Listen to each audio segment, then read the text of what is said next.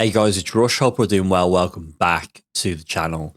The Street Fighter 6 patch, the Ingrid patch, happened last week, and that brought about some changes. So there wasn't a whole balance patch. Characters did not get tweaked massively. There were some small changes. With the system changes, Capcom specifically looked at throws. So in this video, we'll go over the changes. I'll explain what's gone on. So Capcom's focus with this patch was to change throw interactions. First thing I'm going to show you is a drive reversal on wake up. If you drive reversal a throw, you can see there's a new animation, and there's a change to the way drive meter works.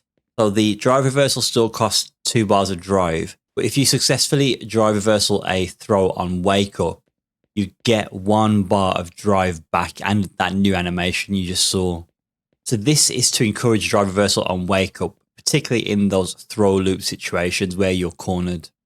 The one thing I did notice about this though is if you are below 2 bars of drive and you do drive reversal, it doesn't default the drive reversal to a 1 bar spend because you spent 2 bars, you get 1 bar back, so you've actually only spent 1. It still removes 2 bars of drive, but you get the 1 bar back afterwards. That means it will put you in burnout, which I think is a shame. I think the way they've implemented this, it should become a 1 bar spend.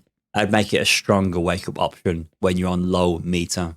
So next change is the amount of super gauge you gain if you get thrown, particularly when it comes to punish counter throw. So if I do a regular throw, you can see the amount of super gauge you receive back. So it's a small portion of the complete bar. If I punish counter throw now, there, it's the same amount of gauge that you gain, whether it's punish counter throw or regular throw. Previously, you got double that amount if you got punish counter thrown, which you're rewarded, not rewarded, but I suppose in a situation where you're punished, you're rewarded with more meter, which I don't think was ever a good idea. It just means that people stock up on super a lot quicker than they should for defensive options. So if you wake up DP, for example, and get punish counter thrown, you're getting more bar back. In this example here, the Ken is doing parry, so getting punish counter thrown for pressing parry, you got more super gauge back. I never thought it was a real good idea to do that, so I think this is a good change. And the last change is to teching of throws. If you tech a throw, so if you're the defender, you will now gain half the amount of drive that you previously got in the previous patch. There, Ken would have got a full bar of drive in the old patch, but you're now getting half a bar back. And you also do not gain any super bar. So again, they're attacking the amount of super bar you gain when it comes to using throws. It's been nerfed in that perspective.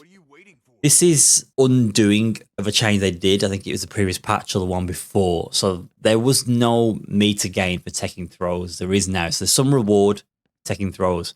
But I think this whole situation when it comes to teching throws, I don't think this is a good change. And my opinion on this is because whilst I'm referring to the person teching the throw as the defender, that's not always the case. I could do, as the attacker, a delayed throw. If the opponent does a early throw, and then I end up teching the throw because I've delayed my throw, that means I am then the one that gains meter in that situation. So if I'm the one that has the corner position, if I have more bar than the opponent, and that situation occurs, I then gain bar even though I'm in the offensive position. So I don't like this change overall, and I don't think it was that great when they first introduced it. Good they've toned it down, but I still don't think it's very, very good in my opinion.